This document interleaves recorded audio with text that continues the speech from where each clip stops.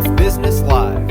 Here's Jay, Karen, and Don Rea. Good afternoon, everybody. Welcome to another edition of Golf Business Live Friday edition. Thank you to the staff for changing it up with that intro music. I don't know, that's a little bit more lively. We'll see what happens next week, but thank you to DJ Taylor Wall and figuring that out for us.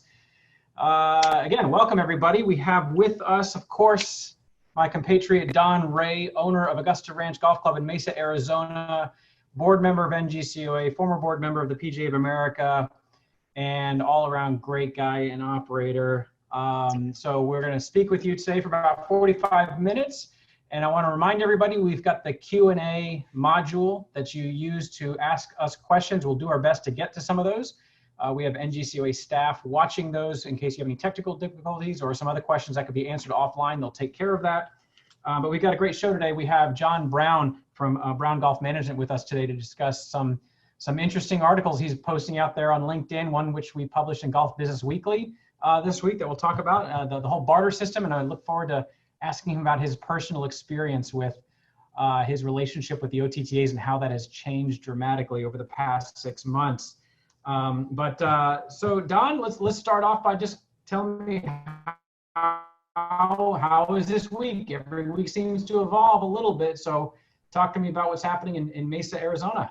We've never had a busier May than right now. It's crazy busy. And you know what? When you lose 2 weeks of March, when your high rates it's going to take a whole good month to replace just that 1 week. But at least we're on track for that. I mean, people are coming out to play golf. The golfers who are always going to play are coming. The ones that used to play are coming out. And then there's a bunch of non-golfers just kicking the tires to see if golf is something they want to do. I commend all the golfers out there who are literally bringing other people to the sport that they love because it is social distancing safe and we're all being responsible with the way we run our businesses. So for that aspect, I'm saying if you're a market that just opened up, hang on, because I'm about 45 days in front of you right now. And I can tell you in 45 days, you're going to be, if you're not already, busier than you've ever been. So get ready. This is not a time. If you've got PPP money, you want to be spending it on payroll as soon as possible. That being said, last week ago, Jay, I was a little worried. I didn't know what to do. There's so many. The application came out last Friday for your forgiveness. Obviously, you don't fill that out till after your 8 weeks, or maybe longer if that new bill in Congress gets passed. But saw an amazing seminar from Grandy Associates that the Arizona NGCOA turned me on to. I've forwarded to you, Jay and Dave.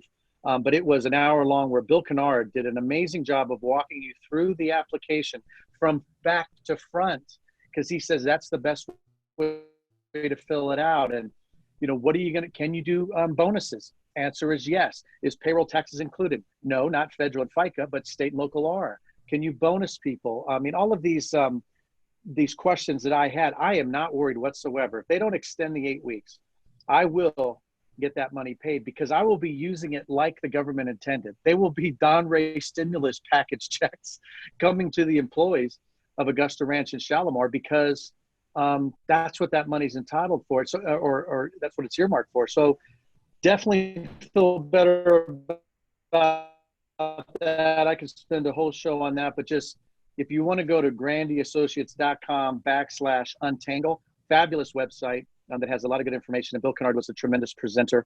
I will say too, Jay, I just got the email today. The Gulf Emergency Relief Fund is opening up phase 2. I know many individuals who got checks in phase 1. Phase 2 opens up a little bit more money if you're in need of that. The application process is going to be a little bit more stringent, but that's okay. If you need it, you tell the truth and you get the money you need. So excited about that. And I'm excited to talk to John Brown today. Obviously, barter is a big deal.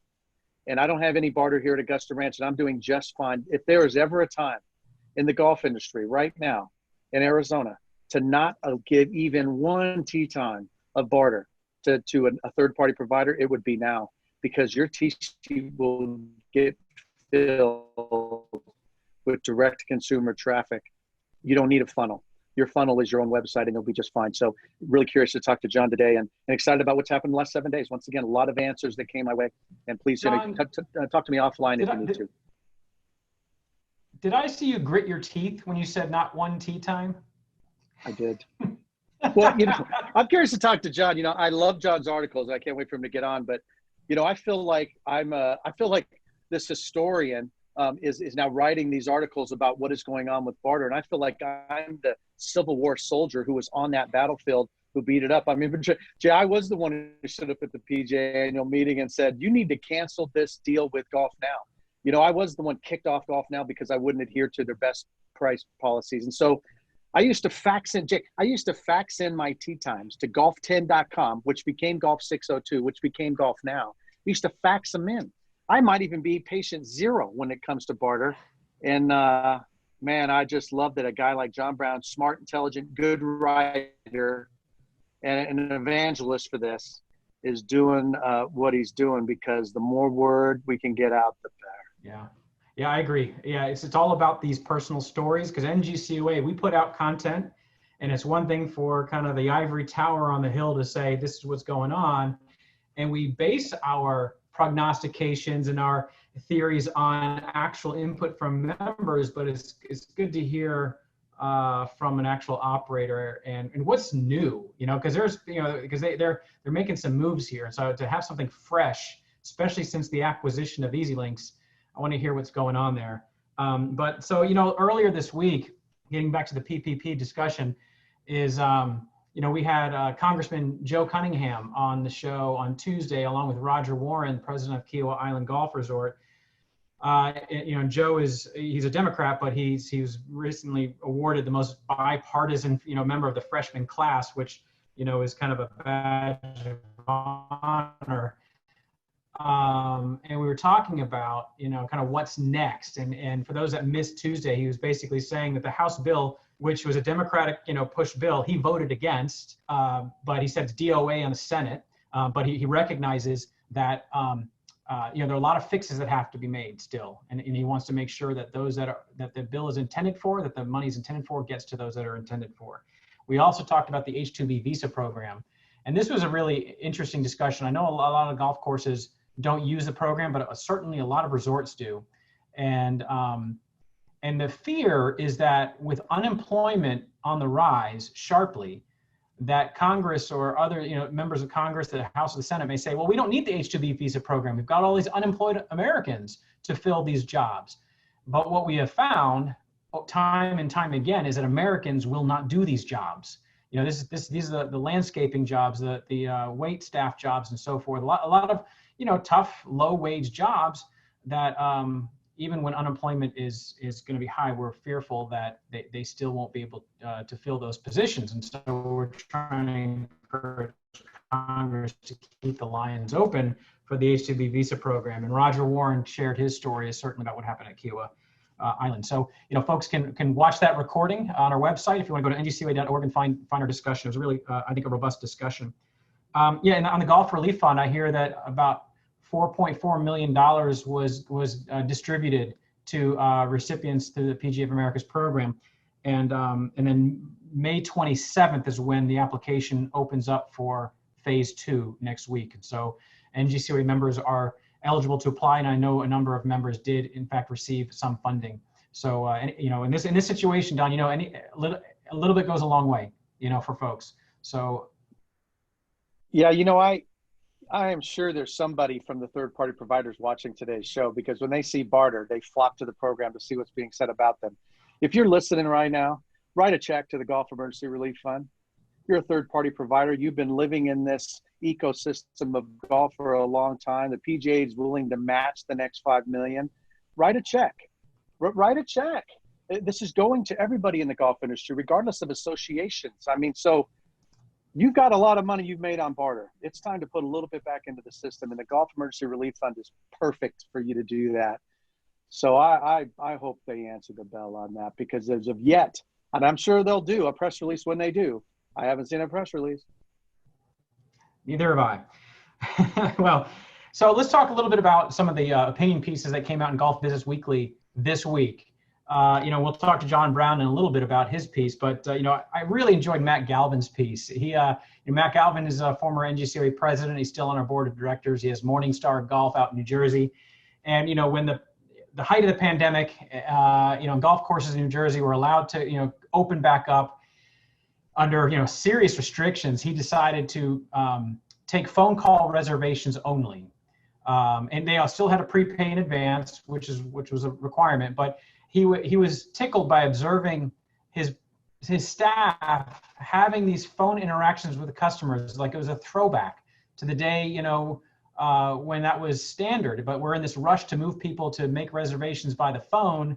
Like by the phone like this, with their fingertips, not like this. And he was just, tickled to see the hospitality and the ribbing and the fun that they were having with the customers at the time of reservation.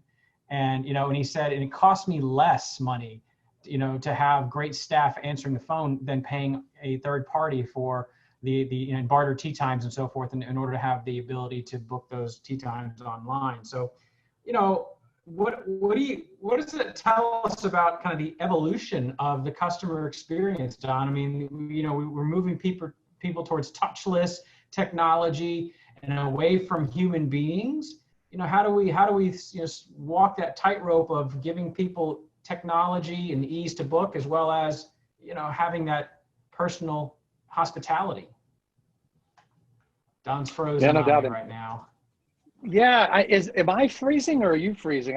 I'm hearing that Zoom technology today in general is not going so well. So I checked my internet speed and I'm flying. So I don't know. Well, what they said, if a golf course is doing well, it's good management. If it's doing well, it's bad weather. So we'll say Zoom is like that too today. It's not our fault. What's crazy is I would say 90 days ago, if you asked how are we going to get our youth off of their phones and their digital devices, that 9 degrees of separation that we don't look each other in the eye anymore, who knew that staying at home and being able to spend 100% of your time on your digital device would lead to more people walking in their neighborhoods than ever before? Mm-hmm. It's the most counterintuitive solution I've ever seen, but it is working. I mean, sometimes I can't pull into the parking lot at Augusta Ranch because so many people are walking in the neighborhood. I have to sit there and wait. So I think Matt's right. I mean, one, obviously smart guy, past president of the NGCOA, and he is a good operator and just a caring owner. But this is an opportunity. If they are paying online, you can spend time with them in the shop at your 6-foot interval and ask them about how they're doing. How's their day going? You don't have to worry about the line behind them because everybody checked in online. So maybe, just maybe, this will make us understand that we truly are in the hospitality business. And that's what we should be doing. And so I think it's going to work, Jay. I think you're exactly right. People are paying. It's going quicker in the golf shop because of it. And so now can we just wait, do a little suggestive selling, do a little bit of investigation into their life? How are their kids doing? Remembering their wives' names and their kids' names and their favorite football team, and start building relationships again. Yeah, I dig that a lot.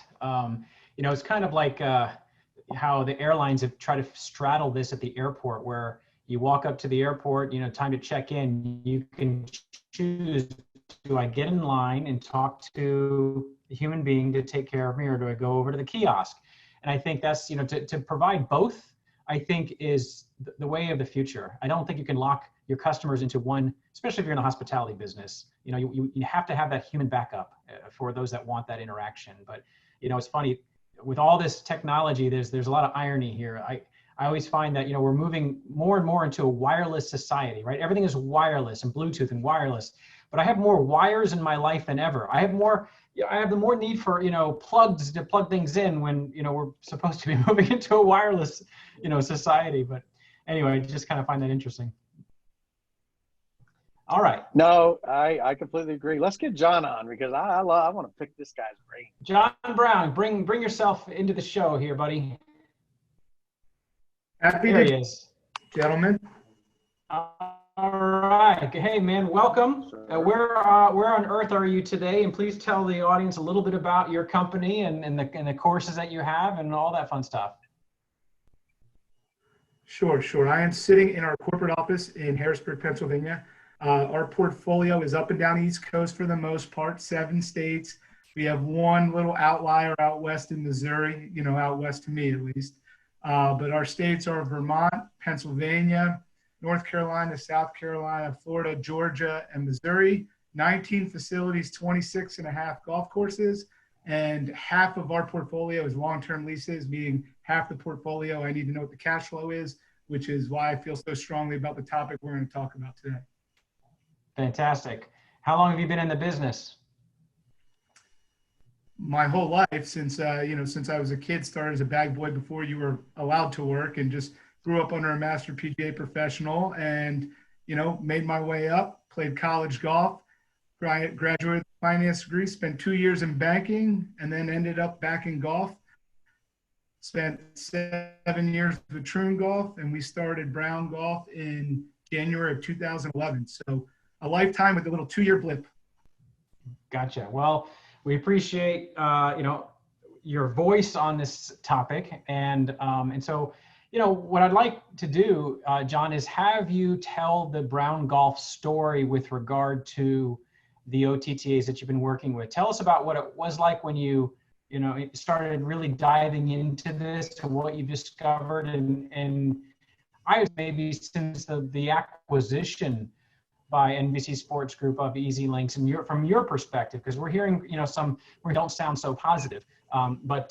Yeah, tell us your story about working with the OTTAs and what you've learned. I've learned a lot. So we're a multi-course operator. Obviously, we have multiple facilities, and with that, we have the opportunity to create relationships, distribution relationships with the third-party platforms. Obviously, as a multi-course operator, we're trying to produce the best relationship we can for us. And at the beginning of Brown Golf, we thought we were creating that relationship. We thought we were opening ourselves up into a brand new network of golfers, and that would drive rounds. And we were smart enough to figure out how to manage that relationship so that it was optimal for us.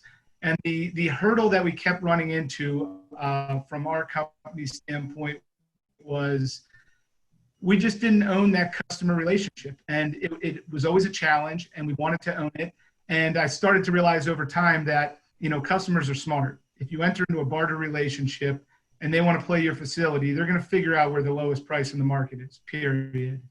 And there was so much nuance to how third-party tee time platforms operated, that they guaranteed themselves that they had a direct relationship with your customer, that they had your lowest price, and ultimately they took that information and they remarketed to competitors in the marketplace when it made sense for them. And over time, really what we recognized was there was not a correlation to third-party tee time rounds and revenues and our total golf fees in our company. And if there's not a correlation there, then there's not a relationship there. All right, so share what you can as far as number. Like, what do you mean by that exactly? When you dove into the numbers, where did you see they were going in opposite directions, or where were you seeing a decline on your side and they were inclining, or were you seeing their revenues climb at a faster rate than yours? What was the eureka moment for you when you looked at the numbers? The eureka moment was when it became very evident that when a smaller percentage of our revenues were driven from third-party tee time platforms, our green and cart fee revenue grew. So as we were able to reduce the percentage that we relied on from third parties, our overall total green and cart fee numbers grew. That was the eureka moment. And frankly, what it comes down to is when we turned off those channels, the play figured out how to come back into our tee sheet at a degree where it made a lot of sense for us to turn those channels off. We didn't lose that play. That found their way back to our tee sheet. All right, so let me ask you, since you have 19 facilities and 26 and a half golf courses, sounds like that half golf course is a stepchild, but you're in Hilton Head, right? You got some courses down in Hilton Head, which is a travel market. We always thought in theory that the OTTAs may be more valuable to the operation in the markets where the transient golfer comes, right? They're shopping online and so forth. Did you, and where it's local play mostly, what do you need their help for? Right, because the golfers are going to find you easily. What did you see any correlation? Did you see the same correlation even in the transient markets? Wow. Sure. The first question I'd ask is, why do we think that? I mean, as an industry, that's why, and that's the first question. My team was just Googling what's happening with Zoom today, and it's all over right now that it's kind of failing this afternoon. So, all right. So John, let's talk a little bit. Let me see if we can hear you clearly now. Okay, sure. I'm not quite sure where I ended off on that last rant I went on there, but Start over. It was great. I think the most important aspect of this is there's two things really. If you're in a barter relationship, you're giving somebody access to your customer data and you're giving somebody access to your lowest price. Do you want to be competing in a market where somebody can speak to your customer and they can provide your product for a lower price? I mean, that's ultimately the question. And I don't know how any business operator can say, yes, I think I want to compete in that marketplace, which is really what it came down to. But to answer your question about the travel markets in general, our focus as a company shifted from how do we backfill our tee times, meaning fill our dead spots, to how do we maximize our premium windows. And once we shifted into that thought process, it became very evident that was the correct thought process for our company, our business, and our overall profitability for our facilities. Focusing just on backfilling is not a winning method in my mind. You got to focus on your premium days. Certain days of the year, there are certain time periods, certain day parts that all of us can fill, but can all of us maximize them? And that's what we focus on. What did you use to figure that out? Like what data, what analytics did you like these are the premium times, is it by the hour? Is it by the minute? How granular can you get? Yeah, it's rate channel analysis. It's rate flow, which the third article I put out in the series, I talked about this. So it's what rates are you allowing folks to book tee times in your tee sheet, and then where are they booking? And then from there, a total complete analysis of how those rate flows flow into your tee sheet and what opportunity costs exist as it relates to allowing certain buckets of times to fill premium spots. And you can do this with barter. You can do this with wholesalers. You can do this with membership. The bottom line is you really have to understand that interplay, where folks book tee times, at what rate, and more particularly in what part of your tee sheet. And that's really the methodology that we used historically to analyze the third-party relationships, the GolfNow and the TeeOff.coms. Now, we were running two relationships, a distribution relationship with GolfNow and a point-of-sales relationship with EasyLinks. So we were analyzing both separately as independent companies, and then obviously come December, now it's time to analyze it all together. What have you noticed about the relationship that you're able to speak to since the acquisition and your dealings with them? It's a great question. I think we're in an environment now where, GolfNow in particular has grown, very largely, a lot through acquisition. So there's a lot of club operators out there who are now interacting with GolfNow without physically deciding to interact with GolfNow previously. Anybody who was in an EasyLinks relationship previously is now interacting. And you're not used to that interaction. And I think the relationship and communication that comes down, for me in a relationship is that, we're big, we're strong, we've got a huge network. We're not here to negotiate pricing, here it is. And I think operators need to be smart enough at that point to analyze what that cost structure looks like. And what I mean by that is just because you're in a 1 tee time per day deal, or 2 tee times per day or 3 tee times per day deal, doesn't mean you're in a 1 tee time per day deal. There's so many other elements of that cost structure. Things like, what is the trade time language? Things like you're an online rate parity. Things like, do you have to require your booking engine? Things like, are there booking fees? Things like credit card processing fees. Are there auto renewals? All of this is part of your total cost structure. And when you analyze the total cost structure, it's very easy to understand quickly. It's well above market. Mm-hmm.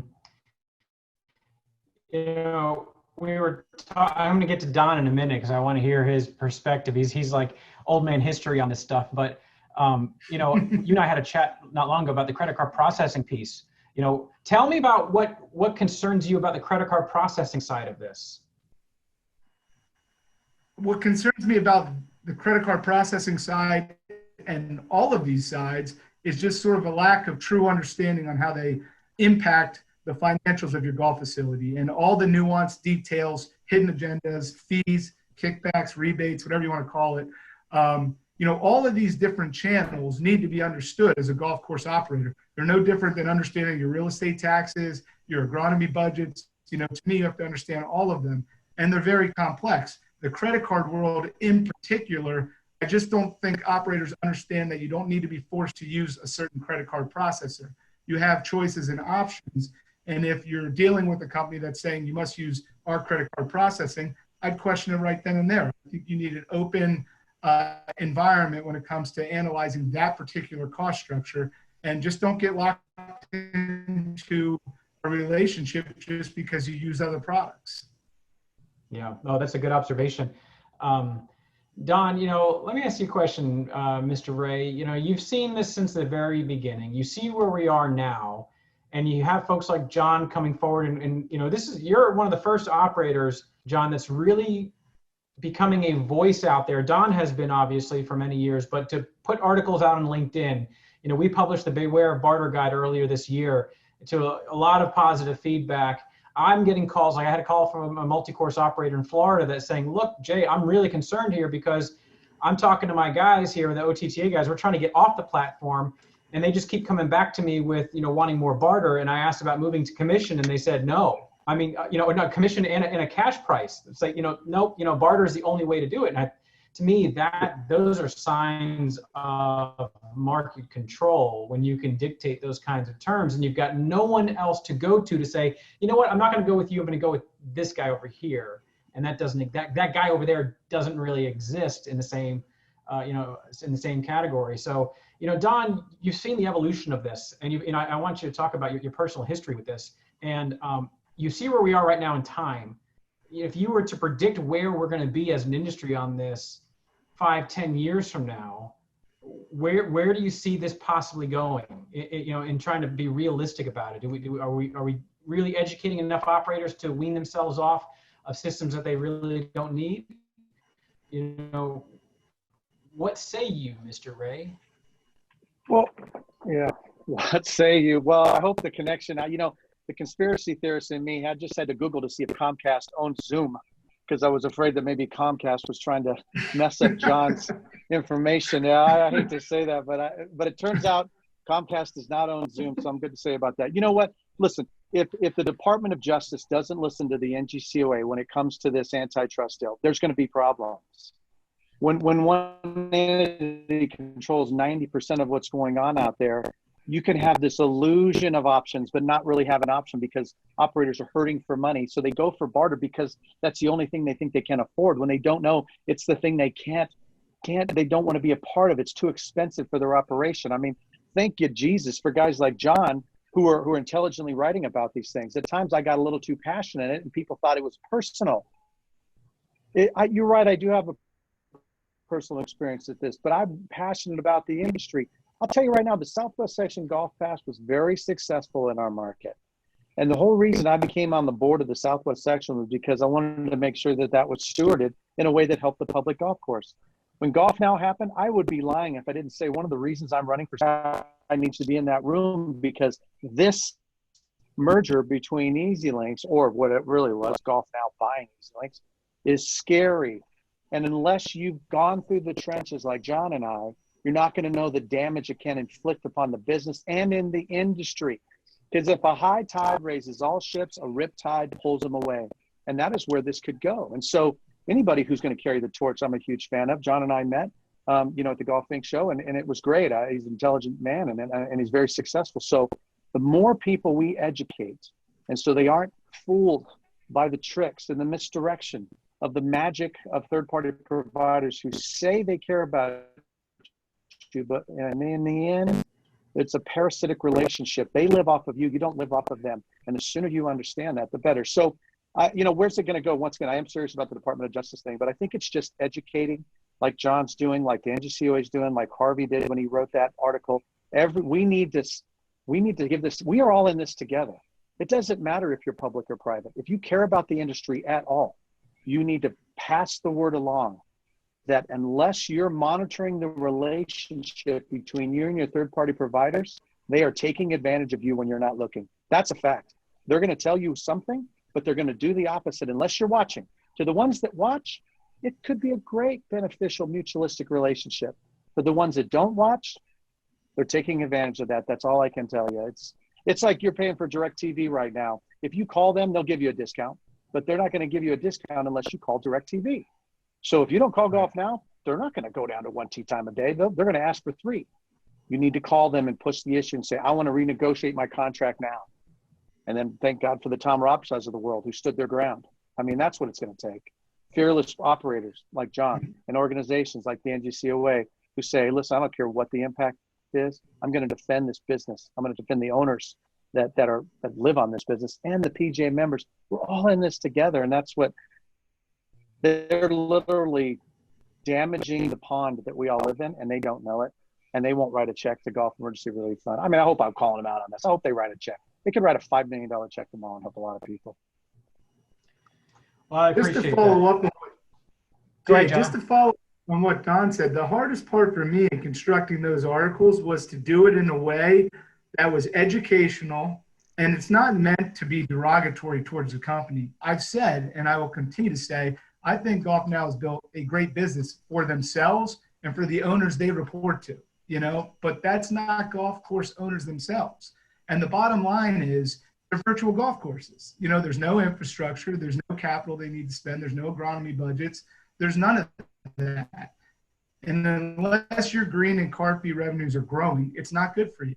And so I think there needs to be some clarity in our marketplace and by the owners, us, that hey, they built a good business for themselves, but it's not in our best interest. And you just have to explore your own green and cart fee revenues and the interplay. And if your green and cart fee revenue is growing as your Golf Now rounds and revenue are growing, more power to you. But I'd be surprised if they are. Yeah, so we got a couple questions from the peanut gallery here. I'll throw out some of these. One more, but here's a comment. It says, hello, the new brown. I guess that's about you, John. Golf Now has been selling times on our golf courses that were not easy trade times. Players are showing up at the golf courses with a receipt on their phone, but no record of the reservation on the tee sheet. Wow, that sounds like an integration issue. And you know what? It's left to the golf course to have to solve that problem, right? When the customer shows up, that's what we've always said is one of the breakdowns of this system is when you have a third party that stands between you and the customer, the communication breakdown happens and double booking happens and all of these things that cause problems, but it's left up to you, the golf course owner, to fix that. Steve, I wish I had an answer for you, except, maybe email the NGCOA staff and maybe get into detail. And we are a bit of an ombudsman office on this. We have no problem going to your technology provider if you're getting no satisfaction. So let us know if you're getting no satisfaction with that grievance. This question here for John, it says, how can a mom and pop golf course owner take the first steps to break up with Golf Now? What can they do or have in place to ensure a successful transition? All right, well, number one is not really important. Is to get your customer information. Golf Now, if you ask them, most of the times they'll share it. If they won't share it, that tells you all you need to know. But number one, they'll give you access to your customer information. You should have it. Number two, do you have a current agreement in place? If you do, you need to understand when that renewal period hits. People get caught in that renewal window all the time. So that's number two. And number three, you need to explore the other technology in the marketplace. You may not think there's other technology. There's absolutely other technology out there, other systems out there that you can work. Don works outside of their network. I work outside of their network. You're more than welcome to email me directly, and I can introduce you to some of those other companies. There's a lot of great companies out there. You just need to understand who they are and plan. You just have to be ready to make that change. I had to make that change very quickly in my portfolio. We transitioned all of our facilities on April 7th in the middle of COVID-19. It was not fun, but we did it. You can do it too. Oh, that's great. There's another comment that says the millennial customer of golf loves the barter system. Scary for sure, but not sure it's reversible. I would argue it's not that they love the barter system, because they probably don't even know about the barter system. They just love the hot deal system, right? And so, we had Mike Laustelot on the program a few weeks ago, and he did a webinar this week as well. He's with Sagacity Golf. I know you're familiar with that, John, but they've launched technology that kind of allows the golf course operator to surface their own best rates and promotions. And so, if you're going to do a hot deal, why not do it yourself, right? And capture all the money, and the millennials will love it if it comes from you as much as they love it if it comes from someone else. I think that's more of the discount hunter, loves the discount. Well, you know what? Take control of that is, obviously what we're saying here, right? Own your lowest price. Make sure it's on your website and the booking engine that you control the customer data. Create that price loyalty for yourself and position that price in a spot in your T sheet that makes sense for you as well. That's great. Don, what do you think about all this? Augusta Ranch. We just simply, it used to be 80% of our traffic came from golf now, 20 from our own website. We flipped that. So at the end of the day, read, talk to other operators, be smart, do the math, like Klaus Delat says, do the math. And if it's a good relationship, keep doing it. If it's not good, renegotiate. If it's terrible, run for the hills. That's it. And for doing the math, download the Beware of Barter guide. We give you some great examples and some great formulas to run your barter opportunity costs. But getting into that channel management is going to be key here, is what John has done. Is just figuring out where your tee time's coming from and where the revenue. But I haven't heard that phrase used before. Being in control of your lowest price, and that is cutting through everything, strategically to make sense of all this. If you can't control your lowest price, you've given it to someone else, and you've basically given them your business, right? And that's no good. So, well, guys, listen. We're at the 3:45 mark. We made it through a difficult technology afternoon, and I think we got most of it in there. John, I'm sure after you've been off the system, for a number of months, I'm going to want to have you back to talk about what have you seen since, the migration away. That's really what people want to know. That's the scary part, is what is life after? Nice, Don. What is life after? And, I want to have a robust discussion about that. So let's make sure that we get you back on the Golf Business Live Friday edition, maybe after the summertime, and see where we are, okay? Yeah, the future case study. I would love to. I know what it's so. Well, guys, listen, I want to wish everybody a happy Memorial Day, and we're honoring the men and women who gave their lives in service in the military. And so I hope that everybody will have a wonderful weekend, and think about that, celebrate with your family, be safe, and look forward to another Golf Business Live next Friday. Guys, thank you for participating, and we'll see everybody at home. Thanks, Jay. Thanks, John. Thank you.